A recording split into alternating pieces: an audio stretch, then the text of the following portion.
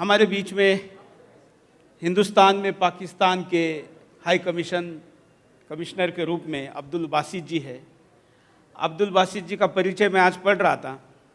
ये रूस में भी डिप्लोमेट रहे हैं, ये ब्रिटेन में डिप्लोमेट रहे हैं, जर्मनी में रहे हैं, अमेरिका में रहे हैं और उसके बाद हिंदुस्तान में हैं। तो पाकिस्तान के लिए हिंदुस्तान कितना महत्वपूर्ण है ऐसा आदमी भेजने के लिए हम समझ सकते हैं। बासित जी, इतना आपका अनुभव है और आपकी मास्टर भी है इंटरनेशनल रिलेशनशिप में, लेकिन अगर हम पीछे मुड़ के देखें तो सबसे ज़्यादा खराब रिलेशन अगर पाकिस्तान भारत के कभी रहे तो आपके कार्यकाल में रहे। आप फेल हो गए हिंदुस्तान में, ऐसा लोग कहते हैं।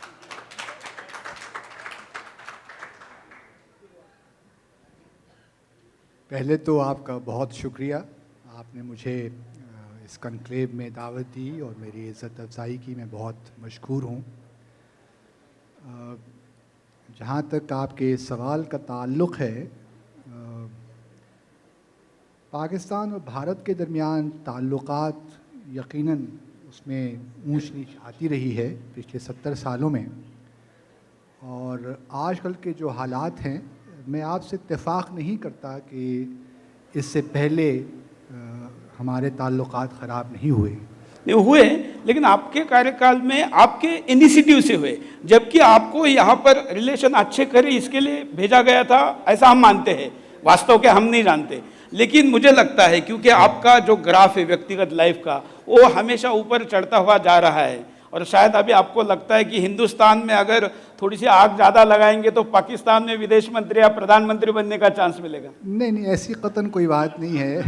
यकीनन जो मेरा मैंडेट है और किसी भी सफारतकार का मैंडेट यही होता है कि जहाँ वो काम कर रहा है अपने और उस मुल्क के दरमियान ताल्लुक़ात को बेहतर करे, बेहतर से बेहतर करे।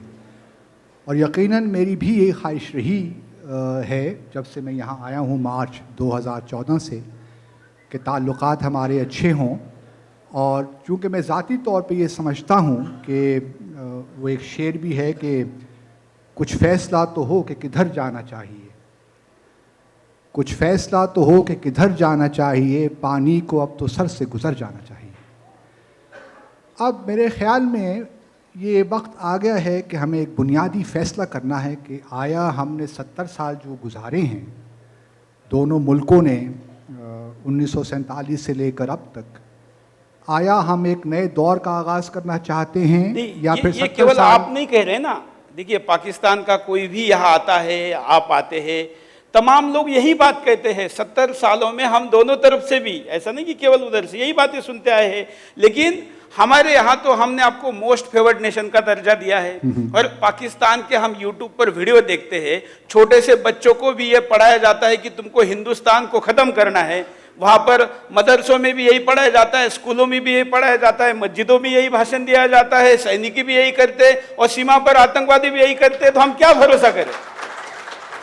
नहीं, मैं समझ सकता हूँ कि कुछ बातें जो आप कह रहे हैं उनका हकीकत से कोई ताल्लुक़ नहीं है। पूरा है, आंकड़ों के साथ बता सकता हूँ। आप बताइए मुझे, मैं सुनने को तैयार हूँ। लेकिन मैं आपको बताता चलूँ, मैं भी पाकिस्तानी हूँ, मैंने पाकिस्तान में पढ़ा है। मेरे जहन में कतन कोई ऐसी चीज़ नहीं है कि पाकिस्तान और भारत ने हमेशा दुश्मनों के तौर पे रहना है। मैं भी उसी तालीमी इदारों से निकला हूँ जहाँ पाकिस्तान के और बच्चे पढ़ते हैं, और मुझे इस बात का यकीन है कि अगर आपको हिंदुस्तान के साथ प्रेम सिखाया होता तो मुझे नहीं लगता कि कश्मीर अलगाववादी देशद्रोहियों को आप खाना खिलाने आपके यहाँ पर बुलाए। हाँ, ये आपने अच्छी बात कही। अब देखिए, कुछ मसला ये है कि जब इंसान को कैंसर होता है उसको पैनाडोल या पैरासिटामोल से हम ठीक नहीं कर सकते। अगर कहीं सर्जरी की ज़रूरत है तो तावीज़ गंढों से काम नहीं चलता, सर्जरी बहरहाल करनी पड़ती है। अब पाकिस्तान और भारत का मसला कुछ यूँ है कि जो हमारे बुनियादी मसाइल हैं हम उनकी तरफ तवज्जो नहीं दे रहे, और जो कॉस्मेटिक्स हैं, ऑप्टिक्स हैं, उनकी तरफ हमारा ध्यान ज़्यादा चला जाता है। जब तक आप बुनियादी मसाइल को हल नहीं करेंगे उस वक्त तक हमारे दो मुल्कों के दरमियान बाहमी एतमाद पैदा नहीं हो सकता। तो मेरी आपसे गुजारिश ये है, ऐसे हल करने के लिए जी हाँ। एक जो अंतर्राष्ट्रीय नियम है, कानून है, बाकी देश भी जो उपाय करते हैं वो डिप्लोमेटिक उपाय करते हैं जिसके लिए आपको यहाँ भेजा गया है, लेकिन आपको भेजकर जो काम होना चाहिए उससे ज्यादा आतंकवादी भेजकर काम करने पर पाकिस्तान का ज्यादा भरोसा है। देखिए, मैं आपका पर्सपेक्टिव समझता हूँ। जहाँ तक जम्मू और कश्मीर का मसला है, नहीं, मुद्दा केवल जम्मू कश्मीर नहीं है, जी तो हाँ। एक मसला है, मतलब पाकिस्तान के आतंकवाद को हिंदुस्तान इतना झेल रहा है कि हमने 3 युद्धों में जितने लोग नहीं खोए उससे ज्यादा लोग हमने आतंकवाद में खोए हैं। मैं वही अर्ज कर रहा हूँ हुजूर कि देखिए, जो बुनियादी मसाइल हैं जब तक आप उनको हल करने की तरफ तवज्जो नहीं देंगे, उस वक्त तक पाकिस्तान और भारत के दरमियान वो बाहमी एतमाद पैदा नहीं हो सकता। या अगर मतलब आप इसको क्या कह रहे हैं? मैं ये ये कह रहा समस्या हूं- कह रहे हैं या आप मैं ये- धमका रहे हैं कि अगर कश्मीर समस्या हल नहीं होगी तो आतंकवादी हमले जारी मैं रहेंगे? ये कहना चाह रहा हूँ कि जब तक जम्मू और कश्मीर का मसला हल नहीं होता, जो एक बुनियादी मसला है, देखिए, और ये सिर्फ पाकिस्तान नहीं कह रहा, भारत की भी हमेशा से यही पोजीशन रही है कि जम्मू और कश्मीर के मसले को हमने बातचीत के ज़रिए हल करना है। अगर आप शिमला एग्रीमेंट ले लीजिए, उससे पहले अक़वाम मुत्तहिदा की करारदादों को ले लीजिए, 1972 का शिमला एग्रीमेंट ले लीजिए, 1999 का लाहौर डिक्लेरेशन ले लीजिए, और अभी हाल ही में 2015 में दिसंबर में जब सुषमा स्वराज साहिबा पाकिस्तान गई थी, तो वहाँ हमने कॉम्प्रिहेंसिव बायलैटरल डायलॉग का एक फ्रेमवर्क तैयार किया था। उसमें भी जम्मू और कश्मीर का मसला है। मैं सिर्फ ये कहना हम ये चाहता हूं- समझते हैं कि आप बात मैं जो सिर्फ- कर रहे हैं, मेरी एक बात सुनिए, नहीं, मैं- मुझे ऐसा जी, लगता है फरमाइए। कि भारत पाकिस्तान की सरकार एक बात करती है और पाकिस्तान की सेना एक बात करती है। जैसे एक जनरल के आने के समय आप भारत में आए और अभी दूसरा जनरल आया है, आप जा रहे हैं, तो इसका मतलब उस जनरल को जो चाहिए वो काम आप नहीं कर रहे हैं। नहीं, कौन सा काम नहीं कर रहा हूँ? नहीं, अदरवाइज आप जा रहे हैं। मुझे बताइए, नहीं, देखिए- हिंदुस्तान, अटल जी वहां पर बस लेके गए, दूसरी समय उधर कारगिल किया गया। ऐसी मैं कितनी घटना बताऊं, मतलब आप भी खुद जानते हैं, उसका उस पर देखिए, समय बर्बाद मैं- करने की जरूरत नहीं। बिल्कुल। आप जैसा विद्वान व्यक्ति है तो हम चाहेंगे कि हम किसी नतीजे पर पहुंचे। भारत ने जब जब भी पाकिस्तान पर भरोसा किया, दोस्ती के लिए हाथ आगे किया, उसके पीठ में खंजर आया है। आप सहमत है कि नहीं? नहीं, देखिए, मैं समझता हूँ आप क्या कहना चाह रहे हैं। जहाँ तक दहशतगर्दी का ताल्लुक है, पाकिस्तान के लिए भी ये बहुत बड़ा मसला है। हम मानते हैं। आप मानते हैं। अब देखिए, मिसाल के तौर पर जब से 9/11 जब से हुआ, उस वक्त तक से आज तक पाकिस्तान में तकरीबन 80,000 के लोग हमारे दहशतगर्दी के हाथों मर गए। बिल्कुल, क्योंकि आपके सरकार ने आतंकवाद को इंडस्ट्री बनने दिया। नहीं, अफगानिस्तान की तरफ आतंकवादी भेजो, नहीं, देखिए- अफगानिस्तान बंद हो गया तो कश्मीर की तरफ मैं- भेजो। अब मैं- गोला बारूद बनेगा, घर घर में गोला बारूद बनेगा तो बाहर मार्केट नहीं तो घर में फूटेगा। मैं अगर सफारतकार के तौर पे यहाँ दिल्ली में हूँ तो मैं यकीनन नाकाम रहा हूँ इस बात को आप लोगों को कन्विंस करने में कि जहाँ तक दहशतगर्दी का ताल्लुक़ है, पाकिस्तान देखिए ना, 1979 से लेकर जब से सोवियत यूनियन ने अफ़गानिस्तान पे कब्ज़ा किया, उस वक्त से लेकर आज तक पाकिस्तान ने तो रूस से नहीं कहा था कि तुम अफ़गानिस्तान में आके हमला करो। उस वक्त से लेकर आज तक तकरीबन 5 मिलियन अफ़गान रेफ्यूजीज़ पाकिस्तान में रह रहे हैं। वर्ल्ड बैंक की रिपोर्ट्स के मुताबिक पाकिस्तान ने इक़्तिसादी तौर पे इकनॉमिकली तकरीबन $120 बिलियन का नुकसान उठाया है पिछले 15 सालों में सिर्फ। अभी भी तकरीबन 2 मिलियन अफ़गान रेफ्यूजीज़ पाकिस्तान में रहते हैं, और आप इसका समझ सकते हैं कि पाकिस्तान में किस कदर बोझ है हमारे इंफ्रास्ट्रक्चर पर और हमारे दूसरी चीज़ों पे। लेकिन देखिए वहां पर वहां बच्चे मारे गए, तो मुझे मतलब आपको भी इस बात से आप सहमत होंगे कि जितना हिंदुस्तान ने दुख व्यक्त किया, जितनी सहानुभूति व्यक्त की, दुनिया के किसी देश ने नहीं की होगी, और वो सहानुभूति हिंदुस्तान का स्वभाव है। लेकिन आखिर कब तक चलेगा? मतलब आप अपने यहाँ पर इस चीज़ को रोकेंगे नहीं। और आप देखिए, अभी नए सिरे से अगर हम नए पॉलिटिक्स की तरफ देखें तो पहले आपने भले ही कितने भी बड़े पैसे के आंकड़े गिनाए हो, लेकिन उधर आप अमेरिका से लेते हैं। अब अमेरिका से मुझे लगता है ट्रंप आने के बाद थोड़ा बदला हुआ है, तो आप चाइना की तरफ बढ़ गए हैं। नहीं, देखिए, हमारे ताल्लुकात सभी मुल्कों से हैं। हमारे ताल्लुकात चाइना के साथ भी हैं, रूस के साथ भी हैं, अमेरिका के साथ भी हैं, गल्फ़ कंट्रीज़ के साथ भी हैं। पाकिस्तान देखिए, पाकिस्तान एक बड़ा अहम मुल्क है। दुनिया का मुसलमानों का दूसरा बड़ा मुल्क है पाकिस्तान। ये आप कह रहे हैं। दुनिया अगर ये कहती है कि आप तो चाइना का चाकू है, नहीं, ये तो देखिए, दिल्ली में बैठ के आप जो कुछ कहना चाहें, जो समझना चाहें, वो आपका हक ये है। कहने वाला मैं पहला नहीं हूँ, आप ये मानेंगे। ये आपका प्रेरोगेटिव है। हाँ। जो पाकिस्तान के बारे में आपका इमेज है वो मैं समझ सकता हूँ, लेकिन बहुत ज़रूरी है कि क्योंकि आपके रिलेशन किसी के साथ भी लॉन्ग टर्म नहीं चले ना। अमेरिका के साथ आप क्या है कहने की जरूरत नहीं, चाइना आपके साथ रोड बना रहा है, इससे आपको भी खतरा है। चाइना जैसा देश अगर पाकिस्तान में आएगा और अपना, हालांकि उसको ये पता नहीं कि जिस रोड से वो रेलवे या ट्रक लेके आएगा इधर से आतंकवादी भी जाने वाले उधर है, उसको पता नहीं होगा शायद, लेकिन फिर भी मुझे लगता है दोनों को नुकसान। देखिए, जहाँ तक देखिए, आप बहुत से इश्यूज को उलझा रहे हैं। आप डिप्लोमेट तो आप है, मैं तो एक साधारण पत्रकार हूँ, मैं आपको उलझाऊं तो मुझे डिप्लोमेट होना चाहिए। नहीं, देखिए, मसला इसलिए ख़राब होता है कि जब एक सीधी सी बात को उलझा दिया जाए। मसला ये है कि बुनियादी इश्यूज हैं क्या, पाकिस्तान और भारत के दरमियान बुनियादी इश्यूज हैं क्या। हम पिछले 70 साल से बहुत सी चीज़ें डिस्कस कर रहे हैं, लेकिन बदकिस्मती के साथ हम उनका सही मानों में हल तलाश नहीं कर पा रहे। आपने जम्मू और कश्मीर की बात की, मेरी हुर्रियत के रिप्रेजेंटेटिव्स के साथ उठने बैठने की बात की। अब मैं आपसे एक सवाल पूछता हूँ कि देखिए, मैं वाहिद हाई कमीशन नहीं था जिसने हुर्रियत के साथ बातचीत की। हकीकत तो ये है कि हुर्रियत के साथ पिछले 25 सालों से हमारी मुलाकातें हो रही हैं, और अब सिर्फ हमारी नहीं हो रही, वज़ीर आज़म वाजपेयी से लेकर और उसके बाद वज़ीर आज़म मनमोहन सिंह से लेकर सबकी मुलाकातें उनके साथ हो रही हैं। तो आप, और ये मुलाकातें मुस्बत अंदाज को लेना चाहिए, क्योंकि अगर हम सब चाहते हैं कि जम्मू और कश्मीर के मसले का कोई सियासी हल तलाश करें, किसी भी बीमारी को ट्रीटमेंट में एक बार टेस्ट करके देखते कि ये भी करके देखते, वो भी करके देखते, वो भी करके देखते हैं, उसके बाद तो ऑपरेशन करना पड़ता है ना। मैं तो वही कह रहा हूँ। तो हम तो कह रहे हैं कि हिंदुस्तान ने अभी पाकिस्तान के साथ एक ऑपरेशन करने की जरूरत है। आखिर कब तक बिरयानी खिलाते रहेंगे, इस पे सोचना पड़ेगा। देखिए, ये देश को इस पे विचार करना पड़ेगा। मैं आपसे इत्तेफाक नहीं करता। और रही बात आपने कही कि आप जिस तरीके से सॉल्व करना चाहते हैं, मुझे बताइए, आपने कुलभूषण जाधव को आपने यहाँ रखा, अच्छा किया, और आप सिस्टम की बात कर रहे हैं, और हमारे तरफ से 16 बार रिक्वेस्ट करने के बावजूद भी आपने हमें एक्सेस नहीं दिया।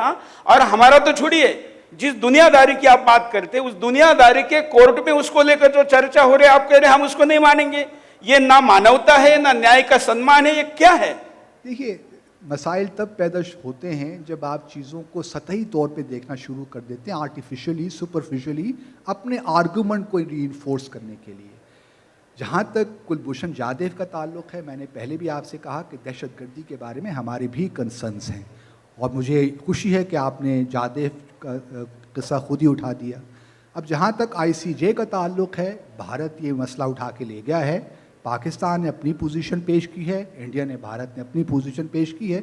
अब देखते हैं उनका फैसला क्या होगा। अगर आप इतने उसमें ईमानदार है तो उनको मीडिया के सामने पेश करिए ना। देखिए, वही, अच्छा, अब इसमें वही कॉम्प्लिकेशंस हैं। मिसाल के तौर पर, नहीं, आप क्या इतने बड़े अधिकारी अपने देश के, उसका पक्ष यहाँ पर रखने के लिए है, आप यहाँ पर आश्वस्त करें कि इस वक्त कुलभूषण जाधव जिंदा है? यकीनन जिंदा है।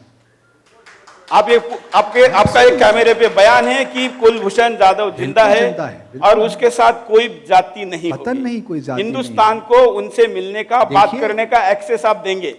ये देखिए, ये अब इसमें कॉम्प्लिकेशन है। हाँ, देखिए, बदल गए, ये पाकिस्तान है, ये पाकिस्तान है, बुनियादी वजह है। अगर इतना सब हमने, भाई साहब, आपके कसाब को भी बिरयानी खिलाई, अब तो हमारे भारत के एक नागरिक को मिलने नहीं दे रहे। देखिए, पहले आप ये बताइए कि जाधव का जो मुकदमा है उसकी बुनियादी वजह क्या है, उसको हमने क्यों पकड़ा और पकड़ा गया, और उस पर केस क्या चलाया? आप तो ईरान से पकड़ के लाए उनको। ये आप कह रहे हैं ना, आपके पास कोई सबूत है?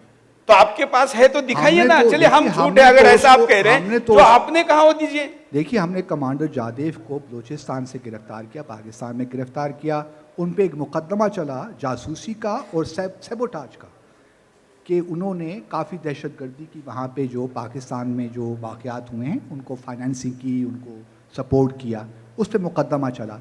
अब हमारे पाकिस्तान और भारत के दरमियान 2008 का एक एग्रीमेंट है, अगर आप उसको काइंडली पढ़िए तो उसमें क्लियरली लिखा हुआ है कि जो कौंसल एक्सेस का मसला है, वो सिक्योरिटी के जहाँ तक इश्यूज आएंगे उस पर मेरिट पे डिसीजन होगा, वो ऑटोमेटिक नहीं है। देखिए, हमको तो भारत का न्यायालय पता है, देखिए, जो देशद्रोहियों के लिए रात को 2 बजे भी खुलता है, और हम हमारे एक सैनिक के लिए, जो भारत का पूर्व सैनिक था, ऐसे व्यक्ति के लिए आप लोगों का ये अप्रोच है। देखिए, आप कानून, आपके पास हर देश के लिए एक बड़ी कॉन्स्टिट्यूशन है, लॉ है, अगर बहाने बनाने हैं तो उसकी कोई कमी नहीं है, लेकिन एक हिम्मत दिखानी है, मानवता दिखानी है तो कैमरे के सामने लाइए। जैसे आपने हिम्मत दिखाया, आपने कहा कि वो जीवित है, तो आप ये बताइए कि किस दिन आप मीडिया के सामने लाइए, आपके कैमरे के सामने लाइए। उसमें देखिए अभी एक प्रोसेस चल रहा है, अभी एक जुडिशियल प्रोसेस चल रहा है, कन्विक्शन हो गई है कमांडर जादेव की, अब उनके पास अपील का हक है एपेलेट ट्रिब्यूनल में। अगर वो अपील मंजूर होती है तो फिर तो वो आ जाएंगे। कौन वकील अगर है? अगर वो नामंजूर हो जाते हैं, कौन वकील है? ये वकील भी हो जाएंगे, वकील भी आपको मिल जाएंगे। वकील लेने के पहले आपने फांसी की सजा सुना दी, मतलब वकील तो लेंगे ऐसा आप कह रहे हैं? उनको मिला था, वकील तो बकायदा उनको मिला था, एक जुडिशियल प्रोसेस है। अब देखिए मिसाल के तौर पर मैं आपको एक मिसाल देता हूँ। आप, हालांकि इस दो किस्से का कोई ताल्लुक नहीं है आपस में, पिछले 3 जुलाई से 3 बच्चे पाकिस्तान पे यहाँ पे मिस्टेकनली यहाँ पे आ गए थे। कोर्ट ने उनको रिहा कर दिया कि भाई एक 11 साल का बच्चा है, एक 12 साल का और 21 साल का नौजवान है। पिछले 1 साल से यकीन कीजिए कि कोर्ट ने उनको रिहा किया हुआ है, लेकिन वो पाकिस्तान उनको आप जाने नहीं दे रहे। अब मैं किस तरह उनको देखिए, इस एज के बच्चे तो पाकिस्तान में बड़े बड़े बॉम्ब फोड़ते हैं, तो ये बात और है। हालांकि जो आप कह रहे हैं इसके लिए भारत सरकार ने जो पक्ष रखा है वो भी ये रखा है कि मैंने खुद भारत सरकार से कई दफ़ा इस मसले को उठाया है, और मैं उम्मीद करता हूँ, लिटरली मैं उम्मीद करता हूँ कि भारत सरकार इन 3 बच्चों को पाकिस्तान जल्दी भिजवा देगी, क्योंकि कोर्ट ने उनका रिलीज़, और यहाँ की कोर्ट ने उनको रिलीज़ कर दिया है। और 11 साल और 12 साल का बच्चा है यार, फॉर गॉड सेक, वो क्या यहाँ पे inadvertently crossed over into India. तो मैं जो आपसे कहना चाह रहा हूँ बुनियादी तौर पे बात यही है कि पाकिस्तान और भारत के दरमियान ताल्लुकात मुश्किल हैं, इसमें कतन कोई शक नहीं है। हमने 3-4 जंगें भी लड़ी हैं, 1948 से लेकर 1999 में कारगिल कॉन्फ्लिक्ट तक, 65 में वॉर हमने लड़ी, 71 में आप उसको जंग स्वीकार कर रहे हैं, ये तो अच्छा है। नहीं तो पहले तो आप कह रहे थे वो आतंकवादी हमला था, हमारे सैनिक नहीं थे। आप तो हमारे सैनिकों का क्या सम्मान करें, आप तो आपके सैनिकों की डेड बॉडी भी लेके जाने के लिए तैयार नहीं रहते। ये तो आपका सैनिकों के प्रति नजरिया है। बहरहाल आपका मानना है, ऐसी कतन कोई बात नहीं है। एक देखिए, हमारे मसला पाकिस्तान और भारत के दरमियान ये है कि हम इतना रैट्रिक में डूब जाते हैं कि हमें हर चीज़ एक दूसरे के बारे में मुख्तलिफ नज़रों से हम देखते हैं। अब पाकिस्तान में मैं आपको बताऊं, जो पाकिस्तान में भारत का इमेज है शायद वो डिफरेंट हो, जो यहाँ पे पाकिस्तान का इमेज है वो बिल्कुल रियलिटी से दूर होगा। इसीलिए मैं कोशिश करनी चाहिए कि जो पीपल टू पीपल कांटेक्ट है इसको बढ़ाना चाहिए। हज़ारों हों हमारे इंडियन दोस्त पाकिस्तान में जब जाते हैं तो वो हैरान होकर वापस आते हैं कि जो हम टेलीविज़न पे या अखबारों पे यहाँ पढ़ते हैं और टेलीविज़न पे देखते हैं, पाकिस्तान तो बिल्कुल मुख्तलिफ मुल्क है। तो ये जो है एक देखिए, एक परसेप्शन है, एक इमेज है, एक प्रोपेगेंडा है। नहीं, वहां जाए तो किस लिए जाए, मतलब आप कुछ बताए तो कि पाकिस्तान में जाके ये भी कर सकते हैं, और पाकिस्तान में जाएंगे तो वापस आने की संभावना भी है, ऐसा भी तो कुछ गारंटी होनी चाहिए। ये देखिए, यही प्रोपेगेंडा का हिस्सा है। लाखों लोग पाकिस्तान जाते हैं और खैरियत से वापस आ जाते हैं, ऐसी कोई बात नहीं है। अब हमारे बच्चे आए थे, एक स्टूडेंट का डेलीगेशन आया था, रात को पहुंचा और सुबह उसको वापस भिजवा दिया गया। हाँ। तो ये मसाइल दोनों तरफ हैं। एक मिनट, हमारे बीच में जितेंद्र सिंह जी आए हैं, पीएमओ के मंत्री है, राज्य मंत्री है, आपका स्वागत है। तो आपने ये कहा कि लाखों लोग जाते हैं पाकिस्तान और वो वापस आते हैं, लेकिन हमारा अनुभव ये है कि पाकिस्तानी हिंदुस्तान में आने के बाद वापस नहीं जाते। नहीं, ये भी खैर, आप सहमत है ना? मैच खेलने के लिए आते हैं, वापस नहीं जाते, गाने के लिए आते हैं, यहाँ बीवी कर लेंगे या कुछ कर लेंगे, वापस नहीं जाएंगे। तो अगर आपके लोग ही यहाँ आके वापस नहीं जाते तो हम क्यों जाए पाकिस्तान? नहीं, कौन नहीं जाता, ऐसी क्या बात है। हजारों यहाँ फनकार आए, काम किया, वापस चले गए। यहाँ से भी फनकार नसीरुद्दीन शाह से लेकर ओमपुरी तक पाकिस्तान की फिल्मों में काम किया, वापस आ गए। ये तो कोई इतनी अचंभे की बात नहीं है। हमें चीज़ों को सही पर्सपेक्टिव में देखना चाहिए। अगर हमारा नुक्ता नज़र इतना ही तंग है, महदूद है, तो फिर अल्लाह खैर करे, फिर तो भारत और पाकिस्तान के दरमियान ताल्लुकात की कोई उम्मीद मुझे नहीं है, अगर हम चीज़ों को इस तरह ही देखते रहे। अब वक्त आ गया है, वरना ये ना हो, क्योंकि देखिए 39 लोगों के एप्लीकेशन इस वक्त भारत सरकार के पास है, जो वहाँ के अदनान सामी लेवल के लोग हैं, जिनके पाकिस्तान ने छोड़कर भारत में नागरिकता लेने के लिए एप्लीकेशन किए। तो मुझे बताइए कि वो लोग पाकिस्तान क्यों छोड़ रहे हैं? हजारों लोग हैं, अब भारत में भी हजारों लोग हैं जिन्होंने अमेरिका की नेशनलिटी के लिए हाँ, अप्लाई कर रखा लेकिन होगा। पाकिस्तान कोई नहीं गया। ये देखिए, पाकिस्तान कोई नहीं गया, अमेरिका जाते हैं, पाकिस्तान भी जाते हैं। मेरे पास आप मुझे हाई कमीशन में तशरीफ, मैं आपको बताऊंगा। हालांकि हम कुछ लोगों को भेजना चाहते हैं, वो बात और है। फैमिली रिलेशंस है, हमारी तारीख एक रही है। हम देखिए बर्रे सगीर में रहे हैं, यहाँ पे रिलेशंस हैं, यहाँ पे रिश्तेदार रहते हैं, पाकिस्तान में रिलेटिव्स रहते हैं, तो ये इस किस्म के हो सकते हैं फैमिली रीयूनियन। देखिए हम तो यही चाहते थे, अगर आप सियासत का रंग देंगे तो अलग हुआ, जब देश अलग हुआ तो हमने सोचा कि हमारे भाई ने कोई बात नहीं घर बसाया, खुशी से तो नहीं बसाया, लेकिन हम चाहते थे कि जितना विकास इधर हुआ है उतना उधर भी हो, खुशहाल रहे। लेकिन वो खुद खुशहाल रहना तो दूर, हमारे दुख में ही अपना सुख अगर मानेगा तो नहीं चलेगा ना। नहीं, ये भी आपका बात बिल्कुल मैं ऐसे इत्तेफाक नहीं करता। पाकिस्तान देखिए 80s से पाकिस्तान भारत से बहुत आगे था। हमारा पर कैपिटा इनकम 80s में आप लोगों से बहुत आगे था। ये आप नहीं, अभी भी कुछ क्षेत्रों में आगे है। आप आतंकवाद में हम बराबरी नहीं कर सकते, इसमें कोई दो राय नहीं है। मैं आपको बताऊं देखिए अभी भी देखिए यही तो मसला है ना। आपको पाकिस्तान के बारे में वो इत्तलात मालूमात ही नहीं है। अभी भी अगर आप देख लीजिए, ठीक है आपकी इकॉनमी 2.5 ट्रिलियन के करीब है, पाकिस्तान की 500 बिलियन के करीब है, लेकिन अभी भी अगर आप पर कैपिटा इनकम पे ले लीजिए तो ज़्यादा फ़र्क नहीं है पाकिस्तान और भारत के दरमियान। आपके यहाँ भी तकरीबन 400 से 500 मिलियन करीब के लोग पावर्टी लाइन के नीचे रह रहे हैं। हमारे यहाँ भी तकरीबन 30 से 35 मिलियन के करीब लोग पावर्टी लाइन के नीचे रह रहे हैं। अब बात ये देखनी है कि ये 125 करोड़ की संख्या है और आपकी कितने करोड़? मैं वही कह रहा हूँ, अगर आप अनुपात में लगाए तो उसका कहाँ पर होगा? देखिए मैं ये बात यही कहना चाह रहा हूँ कि अब वो वक्त आ गया है कि पाकिस्तान और भारत के दरमियान जो हमारे ताल्लुकात हैं, अब हमने उसको किस तरह देखना है। आया हम एक नए दौर का आगाज़ करना चाहते हैं कि 70 साल मजीद इसी वॉर हम चाहते हैं यहाँ का हर हिंदुस्तानी हाथ ऊपर करेगा? क्या हम पाकिस्तान शांतिपूर्ण तरीके से अपना जीवन जिए, ऐसा चाहते कि नहीं चाहते? बिल्कुल चाहते, लेकिन इस कीमत नहीं कि हमारा जीवन अशांत हो, इस कीमत पर नहीं। हम भी यही आप अपना रहिए।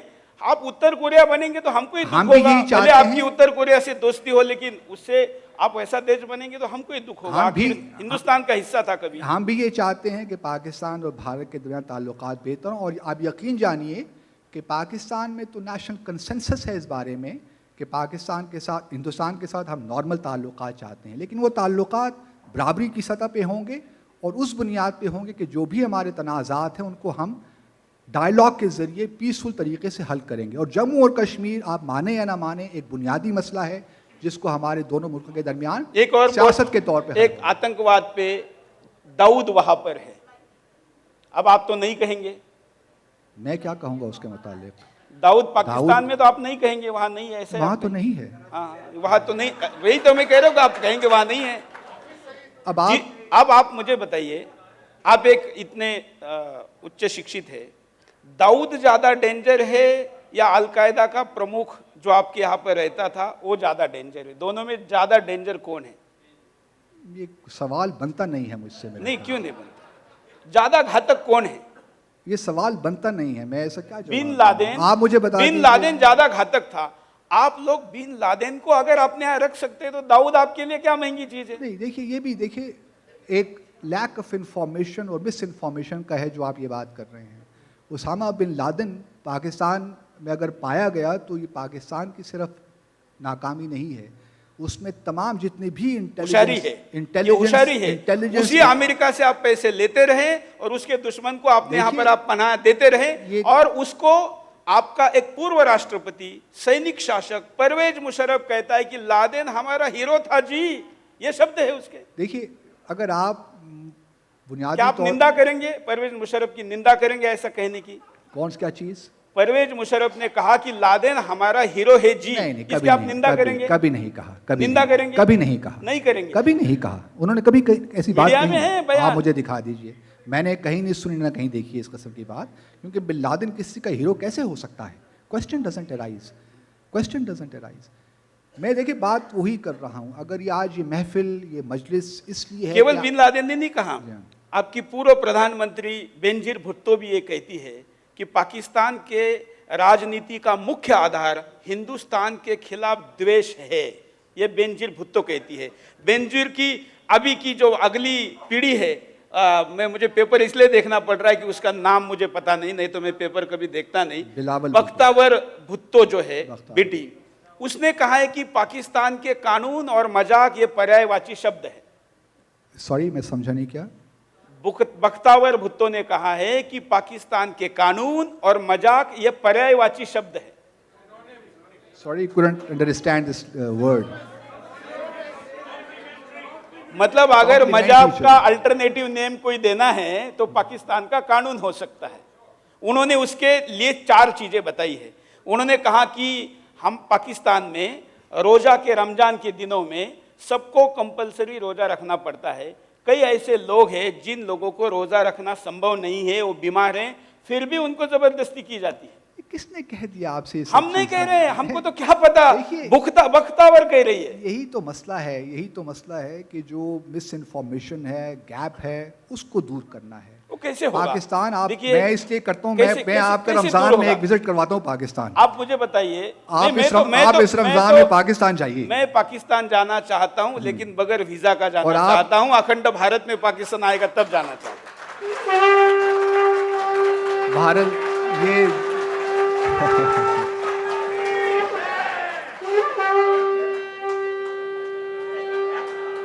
अब देखिए, अगर यही एटीट्यूड है तो फिर तो मैं बस दुआ ही कर सकता हूँ हम सब के लिए। अगर यही बात आपने करनी है, अखंड भारत की, पाकिस्तान हिस्सा बने, देखिए ये बातें अब बहुत माजी का हिस्सा हो गई हैं। ऐसी बातों को नहीं करना चाहिए। इसलिए हम सारे देखिए कि ऐसे नहीं पढ़े कह लिखे लोग हैं, ऐसे नहीं कह और रहे। अगर हम अमन चाहते हैं, अभी सवाल के लिए आऊंगा मैं आपके पास, अगर हमें- अभी आऊंगा। अगर हमें- एक 2-3 कुछ कॉमन सवाल पूछे हैं। जैसे जब हिंदुस्तान आजाद हुआ तो 22% हिंदू आपके पास थे, लेकिन आज वो ढूंढने से भी नहीं मिल रहे। ऐसे हिंदू आखिर वहां का कहाँ गया? अब क्या देखिए किया ये आपने भी मिस उनका? इन्फॉर्मेशन है। जब पाकिस्तान आज़ाद हुआ उस वक्त हमारे यहाँ 24% हिंदू आबादी थी हमारे यहाँ। उसमें से तकरीबन 22.5% आबादी ईस्ट पाकिस्तान जो अब बांग्लादेश है वहाँ थी। हमारे यहाँ सिर्फ 1.5% हिंदू थे, जिनकी तादाद अब 1.9% है हमारी पॉपुलेशन के हिसाब से। अब मैं आपको बता रहा ये तो मैं आपको बता रहा हूँ, आप जरा जाके हिस्ट्री पढ़िए, जरा फैक्ट्स देखिए मसला यही है ना, मसला अभी यही है। एक व्यक्ति ने मुझे कहा कि पाकिस्तान में हिंदुओं के ऊपर अत्याचार कम हुए हैं, ऐसा एक ने मुझे कहा। मैंने कहा सही है, क्योंकि वहां हिंदू बचा ही नहीं तो अत्याचार कहां से हो? यही देखिए, यही प्रोपेगेंडा है, और इसको आप बिलीव कर लेते हैं तो ये हमारे आपका पास कुछ prerogative है। पाकिस्तान में रहने वाले हिंदू भी यहाँ आने वाले थे, हमने उनको स्पेशली बुलाया था। वहां पर उनके साथ क्या स्थिति होती है? देखिए, इक्का दुक्का एग्जाम्पल्स तो मैं भी आपको दे सकता हूँ हर मुल्क के हवाले से, लेकिन अगर आप एक एग्जाम्पल को लेकर पूरा सिस्टम को जनरलाइज कर लेंगे जाती है। इस तरह कितने मुद्दे हैं पाकिस्तान के? आप बलूचिस्तान का देखिए, मुद्दा लीजिए, वहां के नेता अब यहाँ मेरे पर लिए आते देखिए, हैं, अपनी बातों मैं को यहाँ कहते पे हैं। रहता हूँ, मेरे लिए मुनासिब नहीं है कि मैं भारत के हवाले से अंदरूनी जो उनके हालात हैं उससे बात करूँ। क्वेश्चन ये है कि हर मुल्क के अपने अपने प्रॉब्लम्स होते हैं, मुश्किलात होती हैं, लेकिन उसको आप जनरलाइज नहीं कर सकते चीज़ों को। हमारे यहाँ मसाइल हैं, मैं ये नहीं कह रहा कि पाकिस्तान एक आइडियल मुल्क है, हमारे यहाँ भी बहुत लेकिन मुश्किलात दावा हैं, तो यही किया गया था, गुर्बत है, विभाजन के समय यह दावा किया गया था कि हम दुनिया का आइडियल मुल्क और हिंदुस्तान से ज्यादा संपन्न मुल्क बनाकर दिखाएंगे। हम इंशाल्लाह- ये कह के हिंदुस्तान के मुसलमानों को भड़काया गया, देखिए- दूसरा देश लाया गया, और उनके जीवन की स्थिति आज क्या करें? हमें इस बात पे फ़ख्र है कि हमने पाकिस्तान बनाया, हमें इस बात पे फ़ख्र है कि हम पाकिस्तानी हैं, और हमें इस बात का यकीन है कि पाकिस्तान दुनिया की अजीम मुल्कों की सफ़ में शामिल होगा। हमें इसमें कतन कोई शक नहीं है। मैं अपनी बात हमें क्या इसमें कहूं? कोई शक सनी नहीं है। देओल का एक डायलॉग है एक पिक्चर में कि पाकिस्तान जिंदाबाद रहे, इसमें हमें कोई आपत्ति नहीं, लेकिन हिंदुस्तान मुर्दाबाद नहीं होना चाहिए, यह हमारे आपत्ति। हम कतन नहीं चाहेंगे कि हिंदुस्तान के हालात ख़राब हों या हिंदुस्तान तरक्की ना करे, क्योंकि हम ये वाकई समझते हैं कि अगर पाकिस्तान और हिंदुस्तान, भारत ने तरक्की करनी है, वो तरक्की सिर्फ अमन और अमन में हो सकती है। और हमारे दोनों के ताल्लुकात हमारे दोनों के लिए ज़रूरी नहीं है बल्कि पूरे खित्ते के लिए ज़रूरी हैं।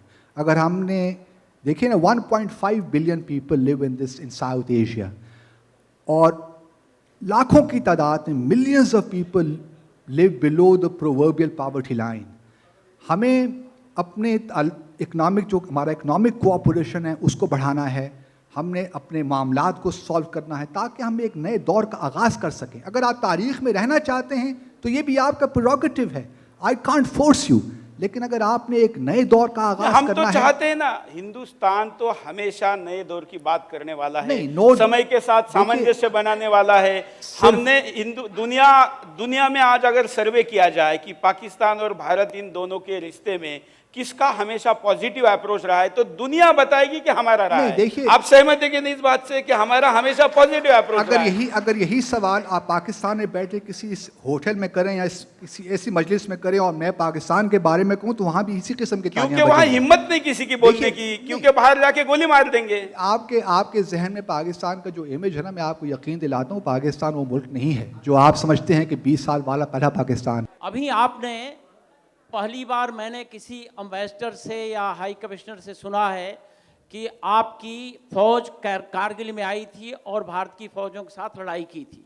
यह पहली बार एक्सेप्ट किया है।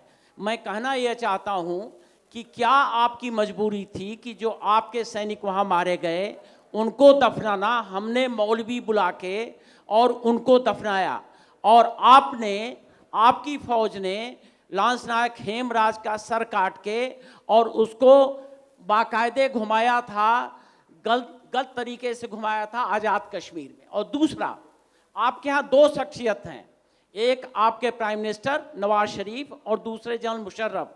दोनों सत्ता में, दोनों काबिज रहे हैं बहुत दिन तक और दोनों एक दूसरे कहते हैं कि देशद्रोही है। एक पर मुकदमा चल रहा है, एक पर मुकदमा चल गया था। मैं पूछना यह चाहता हूं कि क्या आपके देश में अगर ऐसी व्यवस्था है तो हम उम्मीद कर सकते हैं कि जो जाधव हैं उन पर कोई न्याय होगा? देखिए, जहाँ तक कारगिल का ताल्लुक़ है हुजूर, उसकी भी एक तारीख़ है। कारगिल क्यों हुआ? 1984 में भारत ने एकतरफा तौर पे जो हमारी लाइन ऑफ कंट्रोल थी उसको तब्दील किया शिमला एग्रीमेंट के ख़िलाफ़। तो उसकी एक तारीख़ है, भारत उस तारीख़ में अब नहीं जाना चाहता। कारगिल वॉर हुई, हम एक्सेप्ट करते हैं, वो एक वाक़या हुआ जो कि हो गया। अब हमने तारीख़ में ज़िंदा रहना कि आगे बढ़ना है, क्वेश्चन ये है। अगर आप बार बार वही सवाल रेस करेंगे तो फिर पाकिस्तान भी वही सवाल रेस करेगा कि भाई आपने 1984 में लाइन ऑफ कंट्रोल को क्यों एकतरफा तौर पे आपने तब्दील किया, आपने डिक्लेयर करके क्यों नहीं किया। हम भी यही आर्गुमेंट आपके साथ ले सकते हैं। मोहम्मद अफजल जी, जनाब मोहम्मद अफजल जी, जनाब मेरा एक सवाल, वाज़ेह सवाल है आपसे। आपके दिल में कश्मीर और कश्मीर के मुसलमान और कोर इशू करके आपका बड़ा वावेला मचता है, लेकिन कश्मीर के मुसलमान नहीं है, जम्मू और कश्मीर की बात हो रही है। जम्मू कश्मीर वो मैं आपके उसको भी मानता हूं, लेकिन मुझे आप बताइए जो हालात बलूचिस्तान के मुसलमानों के साथ हो रही है, जो दरिंदगी के साथ आपकी फौजें उनके साथ पेश आ रही है, क्या वो मुसलमान नहीं है? उनके साथ क्या इस तरह का व्यवहार किया जाएगा, इस तरह का माहौल किया जाएगा? दूसरा एक सवाल और है, आज हमारे हिंदुस्तान में, इस मुल्क के अंदर हम मुसलमान और हिंदू कौमी रवादारी के साथ रह रहे हैं, लेकिन पाकिस्तान के अंदर जो हिंदुओं के साथ मैंने जो पढ़ा है और जो मैंने देखा है कि हम वहाँ की हिंदू बच्चियों को मुसलमान बनाने की कोशिश की जाती है, उनको अगवा किया जाता है। क्या उसके बारे में क्या कभी आपने ह्यूमन राइट की कभी बात करी है? तो इस चीज़ के लिए भी मेरी गुजारिश है कि आपको ये इनफरादियत नहीं पैदा करनी चाहिए। इंसानियत के नाम पर मैं आप सबसे ये सवाल करना चाहता हूँ, आप मुझे इसका जवाब दें। पहली बात तो ये बिल्कुल गलत है कि हिंदुओं के ख़िलाफ़ खुदा न खास्ता पाकिस्तान में कुछ एक, देखिए मैं मानता हूँ इस बात को। देखिए, अब आपने सवाल किया, मुझे काइंडली जवाब देने का मौका दीजिए। जवाब दीजिए। मैं ये बात मानने को तैयार हूँ कि इस किस्म के मसाइल दुनिया में हर जगह हो सकते हैं, कोई भी मुल्क परफेक्ट नहीं है। खामियां आपके यहाँ भी हैं, हमारे यहाँ भी हैं, चैलेंजेस आपके यहाँ भी हैं, हमारे यहाँ भी हैं। अगर आप ये कहें कि दुनिया में एक मुल्क नहीं, लेकिन हमारी एक ऐसी खामी बताइए जो पाकिस्तान के लिए समस्या है। नहीं, अब मैं एक भी ऐसी खामी नहीं जिससे पाकिस्तान को समस्या मेरे है। लिए लिए मुनासिब नहीं है कि मैं यहाँ बैठ के Mr. भारत के खिलाफ उस ऐसे तो आपके अनुसार what are the fundamental issues between India and Pakistan which needs to be addressed? Fundamental issues वही हैं जो पाकिस्तान और भारत ने हमेशा एग्री किया है कि यही फंडामेंटल इश्यूज हैं। उसमें जम्मू और कश्मीर सर फहरिस्त है, उसमें सियाचिन का मसला है, सर क्रीक का मसला है, दहशतगर्दी के इश्यूज हैं। तमाम ये मसाइल हैं जिस पे हमने बातचीत करनी है, क्योंकि ये मसाइल सिर्फ बातचीत के ज़रिए ही हल हो सकते हैं। तो ये भारत और पाकिस्तान ने इन बातों पे इत्तेफाक किया हुआ है। अब सिर्फ ज़रूरत इस अमर की है कि हम किस तरह आगे बढ़ते हैं। हमें हिंदुस्तान के प्रधानमंत्री के विल में बारे में तो कोई डाउट नहीं है। हमें पता है कि वो अच्छा है, पाकिस्तान के साथ रिश्ता चाहते हैं, इसीलिए उन्होंने अपने शपथ विधि में आपको बुलाया था। लेकिन जब भी हमने प्रयास किया उसका क्या फल मिला है हम जानते। एक सवाल लेते हैं आपने एक बार बार एक बात कही और मैं आपका बहुत शुक्रगुजार हूँ। आप बहुत अच्छे से सभी सवालों का जवाब दे रहे हैं, लेकिन चौहान जी ने जो बात उठाया उस विषय पे आप थोड़ा सा पलटी मार गए।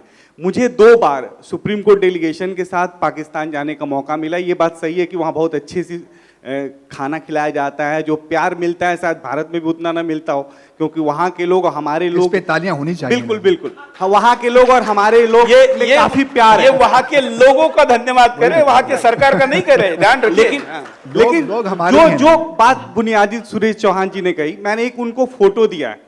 आपके यहाँ लाहौर में एक म्यूजियम है जहाँ हमारे यहाँ के जो मंदिर टूटे उनको रखा है, जो बुद्ध भगवान की मूर्तियां टूटी उनको रखा है, मेरा अशोक चक्र वहां रखा हुआ है, और एक ऐसा नक्शा वहां बना हुआ है जिसमें भारत और पाकिस्तान दोनों नक्शों को जोड़ के एक नक्शा बनाया है। और वो मैसेज दिया जाता है कि जब तक हम इस पूरे जो नक्शे हैं उसको अपने पास नहीं ले लेते, उन दोनों राज्यों को मिला नहीं देते, तब तक हम लड़ते रहेंगे।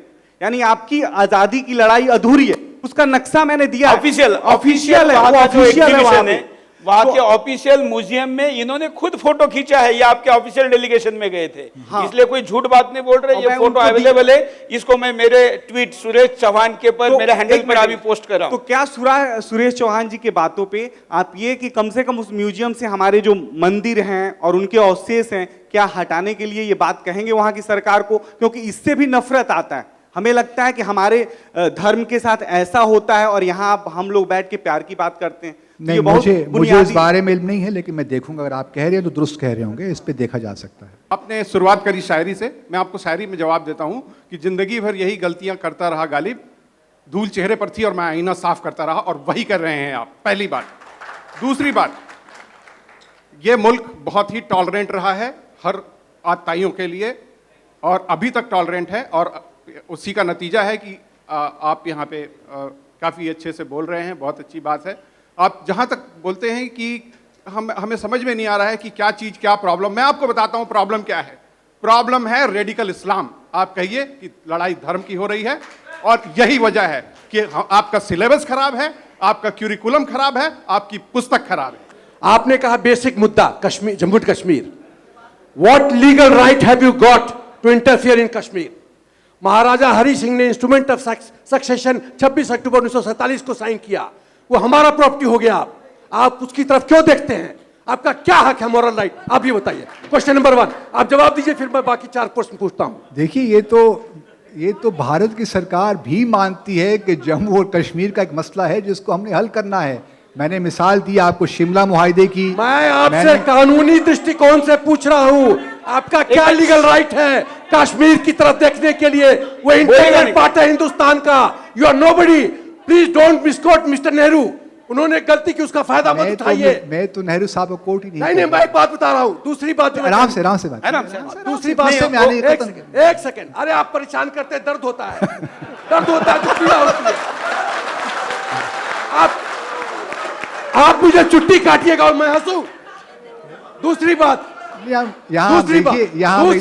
दूसरी बात जी फरमाइए। मैंने पहले क्लैरिफाई कर दिया, you have no legal right to interfere in Jammu Kashmir if you don't even look towards Jammu Kashmir. Firstly. Secondly, आपके इंटीरियर मिनिस्टर ने कहा कि हाफिज सईद आतंकवाद के नाम पे, जिहाद के नाम पे आतंकवाद करता है। एफिडेविट दिया। हाँ, मैं नहीं कर रहा हूं।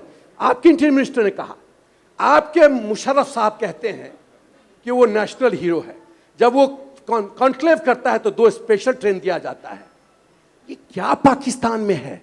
ये सच है, वो सच है, और यदि वो सचमुच में पाकिस्तान के सिक्योरिटी के लिए थ्रेट है, please give him to us, we will try him legally for 2611। Third, मैं जो कहना चाहता हूं कि क्या ये सच नहीं है कि एक्ट ऑफ टेरर आपका स्टेट पॉलिसी है? आप इंडस्ट्री बना लिए हैं।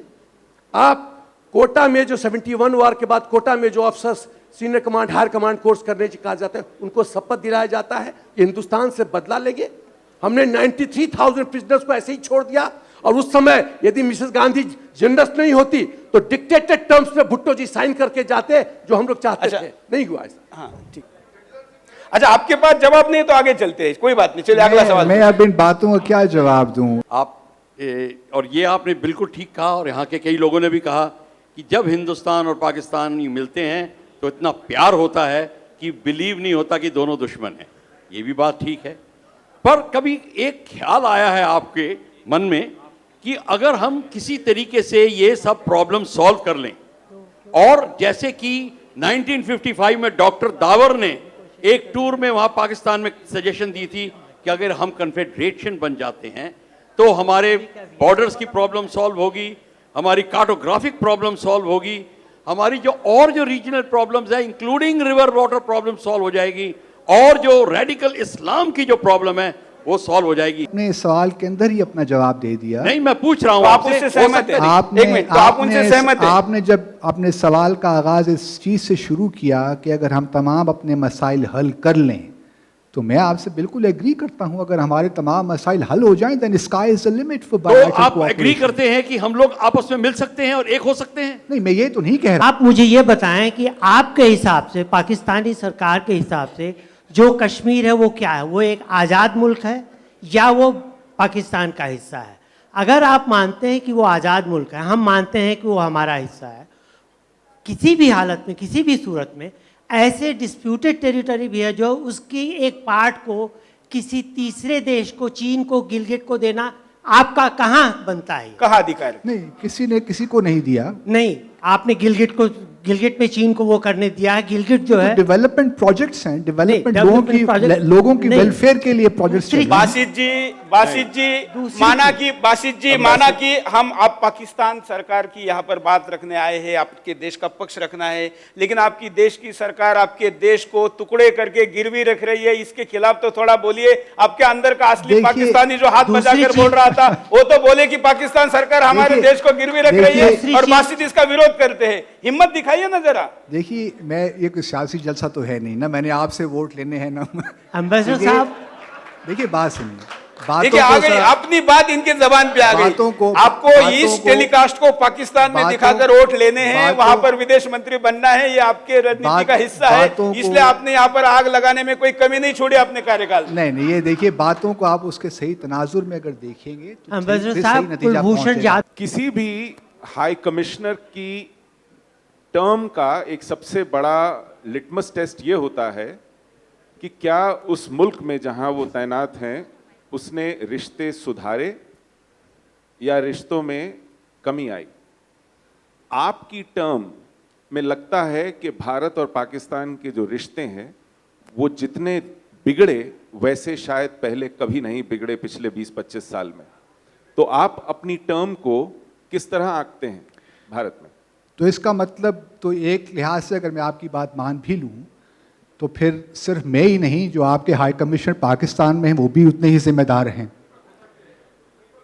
लेकिन मैं इससे इत्तेफाक नहीं करता, क्योंकि देखिए, मैं ज़ाती तौर पे ये समझता हूं कि जब आप नहीं, लेकिन सही मानों में रिश्तों को ठीक बात करना ऐड करता चाहते हूं। हैं। क्या हमारे पास तो मंत्री जी बैठे, क्या हमारा जो हाई कमिश्नर वहां बैठा है पाकिस्तान में, वहां बैठते हुए उसने वहां पर गुलाम कश्मीर या बलूचिस्तान के नेताओं को कोई डिनर पार्टी दी थी? मेरे ख्याल से नहीं दी थी। तो तो आप अपनी बराबरी उनसे कैसे कर सकते नहीं, हैं? देखिए मैं तो ये मानता हूं कि मैं हुर्रियत के हाँ, तो ये रहनुमाओं से हमने मिलता नहीं हूं। किया, तो आप उनको आपेशी नहीं और कह ये सकते। मैं आपको यकीन फेलियर दिलाऊं, तो आपका है, और और मैं इस फेलियर को केवल फेलियर नहीं कह रहा हूँ, ये आपके राजनीति का हिस्सा कह रहा और हूँ। ये कोई फेल्योर नहीं है, ये हम समझते हैं कि हमारा जो इंटरेक्शन है हुर्रियत के साथ, ये कश्मीर के मसले को हल करने के लिए जरूरी अच्छा, है। सवाल कंटिन्यू और ये करिए। 25 अच्छा, साल सवाल से हो कंटिन्यू रहा करिए। है, ये कोई पहली दफा नहीं हुआ। सवाल कंटिन्यू तो करिए। आप कह रहे थे कि यदि अगर आप इस बात को माने भी तो आप किस तरीके से, किस नजरिए से देखते हैं अपनी टर्म को यहाँ पर, क्योंकि ऐसा माना जाता है, एक वजह यह भी है कि आप अपने इंस्ट्रक्शंस फॉरेन मिनिस्ट्री से नहीं लेते, GHQ रावलपिंडी से लेते हैं, जो कि भारत में आने वाला हर पाकिस्तानी हाई कमिश्नर की मजबूरी है। तो फिर तमाम हाई कमिश्नर कसूरवार हुए, सिर्फ मैं नहीं। आप ये कहना चाहते हैं? लेकिन कुछ हाई कमिश्नर्स इसको बैलेंस करते हैं। नहीं, और कुछ अगर फॉरेन मिनिस्ट्री को बाईपास करके, नहीं, अगर हमारी आर्मी इतनी ही मजबूत है तो फिर तो किसी हाई कमीशन को ये इजाजत नहीं होनी चाहिए कि वो फॉरेन ऑफिस से ले हदायत। फिर तो मैं अगर बात आपकी मान लूं, लेकिन देखिए अब्दुल बासित साहब, लेकिन इसमें एग्जेजरेशन है चीज़ों की। पाकिस्तान की एक पॉलिसी है जम्मू और कश्मीर में जो आज की नहीं है, प्लीज ट्राई टू अंडरस्टैंड। 1947-48 से ये पॉलिसी चलती आ रही है। अब देखना ये है, और मैं ये बार बार ये कह रहा हूँ कि जम्मू और कश्मीर का जो मसला है वो भारत की सरकार भी मानती है कि एक मसला है और इसको हमने हल करना है। अब मुझे आप बताइए कि इस मसले को हम किस तरह हल कर सकते हैं। मैं आसान शब्द में बताता हूं, ठीक है ना, एक मॉडरेटर, एक एंकर के रूप में। कश्मीर हमारे लिए मसला है, लेकिन मसला क्या है? हमारे पास जो कश्मीर हमारा है वो मसला नहीं है, हमारा जो कश्मीर आपके पास है वो हमारे लिए मसला है, दूसरा कोई मसला नहीं है।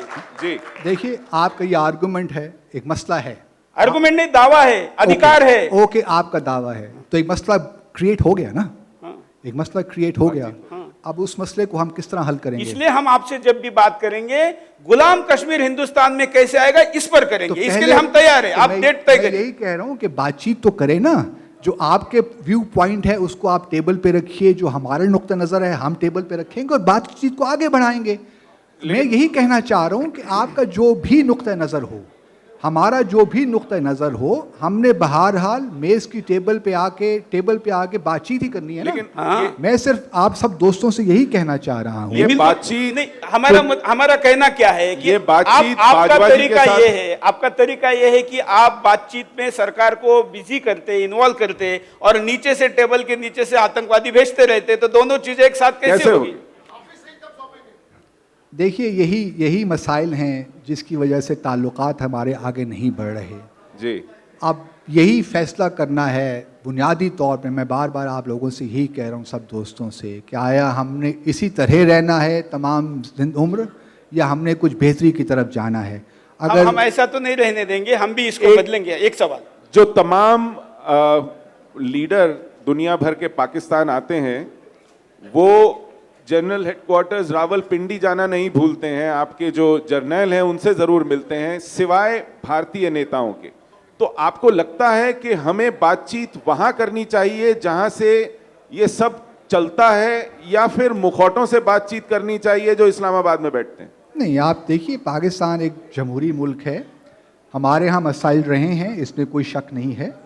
हम एक नए दौर का हमने आगाज़ किया है, हमारे यहाँ जमहूरियत पनप रही है, जड़ें मजबूत कर रही है, ये एक प्रोसेस है। देखिए, मैं मानता हूँ कि हमारे यहाँ मार्शल लॉ रिजीम्स रही हैं, एक मुश्किल दौर हमने देखा है, लेकिन हम आगे बढ़ रहे हैं। मैं जम्मू कश्मीर से हूँ जी हजूर, लेकिन बुनियादी तौर पर मैं मीरपुर से हूँ, जिस माशाल्लाह। पर आज आपका नाजायज कब्जा है। पिछले 70 सालों से 12 लाख हिंदू और सिख आपने वहां से भगाए हुए हैं, जो यहाँ हिंदुस्तान में रहते हैं। और आप पूछ रहे हैं कि कॉस्मेटिक्स क्यों कर रहा है हिंदुस्तान? अगर मसले का हल निकालना है तो आपने हमारे उस इलाके पर नाजायज कब्जा करके रखा है, और सारी खेती वहां पर होती है आपकी मिलिटेंसी की। मैं समझता हूं कि बुनियादी मसला ये है, आप इस पर बात ही नहीं कभी करते।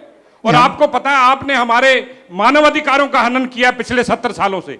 मेरे जितने हिंदू और सिख यहाँ 12 लाख रहते हैं, आज वो यहाँ पर बैठकर इस बात का इंतजार कर रहे हैं कि कब आपको होश आएगी और आप मेरे इलाके को खाली करेंगे और मैं अपने घर पे वापस जाऊंगा। कब जाएंगे वापस? कब जाएंगे? कब हम घर जाएंगे ये बता दीजिए, हमारा दिन मुकर्रर। हम तो यही चाहते हैं कि इस मसले का हल हो, अक़वाम मुत्तहिदा की करारदादें हैं जिसके मुताबिक ये राइट दिया जाएगा कश्मीरियों को, क्या वो पाकिस्तान को ज्वाइन करना चाहते हैं कि भारत को ज्वाइन करना चाहते हैं। अगर पाकिस्तान जो आज़ाद कश्मीर के लोग हैं और तमाम कश्मीरी जो हैं वो अगर भारत को ज्वाइन करना चाहते हैं तो हमें कोई एतराज़ नहीं है। ये छूट अगर आप पाकिस्तानियों को दे देंगे तो सारे इधर आ जाएंगे। और अगर देखिए पाकिस्तानियों को मैं आंकड़ों में जाना नहीं चाहती, इस देश की बेटी हूँ, माँ हूँ और बहन हूँ, इस नाते पूछती हूँ, दरिंदगी की इंतहा है आपके सैनिकों में। हमारे सैनिकों के शहीदों का सर काटते हैं आप। कौन सी चीजें सिखाई है आपने? और दूसरी चीज, एक बात सुन लीजिए, आपके लिए मसाइल होगा कश्मीर। कश्मीर हमारा है, था और रहेगा, और अगर जिस दिन हिम्मत करोगे छीन के तुमसे ले लेंगे। छीनने की तो कोई बात ही नहीं कर रहा मोहतरमा। चलिए हमारा हम तो यही चाहेंगे। Sir, last question with your permission. I am Kashmiri Pandit. I have been thrown out 27 years back from the valley, and I think you know very much well. You are well aware about the tragedy what has happened. Hindu जो करीब 6 लाख थे वो कैसे अपने कश्मीर अपने मुल्क से ही बेघर होके पूरी यहाँ इंडिया में बस रहे हैं इस टाइम।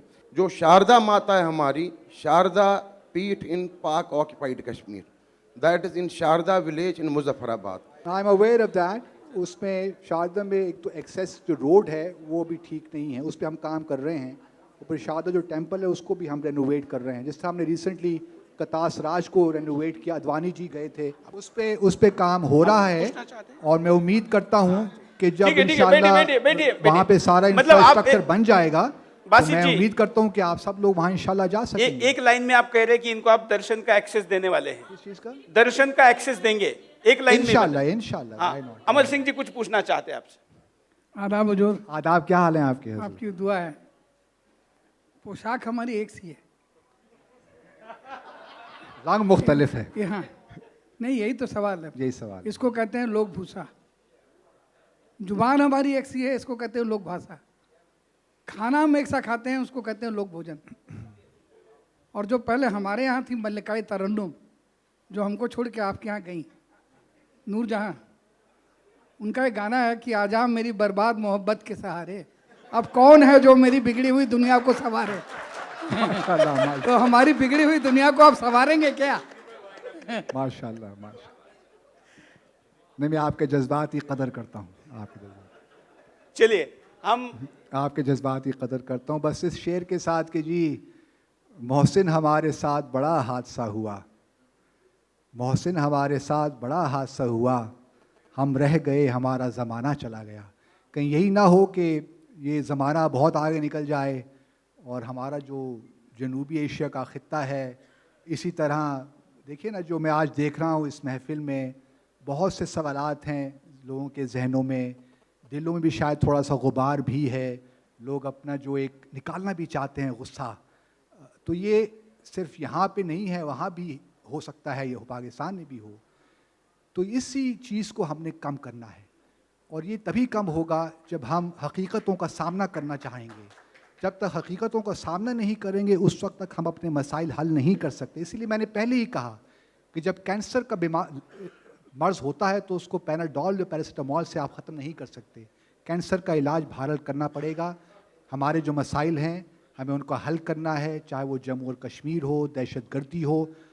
यहाँ पे भी दहशतगर्दी हुई है, पाकिस्तान में भी होती रहती है। हमें एक दूसरे के मसाइल को समझना और आगे बढ़ना है, यही एक वाहिद तरीक़ा है। और ये देखिए, अक्सर मैं अपने दोस्तों से ये भी कहता हूँ कि सिर्फ बातचीत के ज़रिए ही आप अमन ला सकते हैं। तो हम किसी और अमन हम दोनों के फ़ायदे में है। अमन सिर्फ पाकिस्तान के फ़ायदे में तो नहीं, आपके फ़ायदे में भी है। बिल्कुल, और इसलिए तो हम चाहते हैं कि वो जल्दी से जल्दी स्थापित हो, और इसलिए आपके तरफ से भी उस पर आपने समय निकाला। हम आपके बहुत शुक्रिया, बहुत एंजॉय किया। Thank you very much.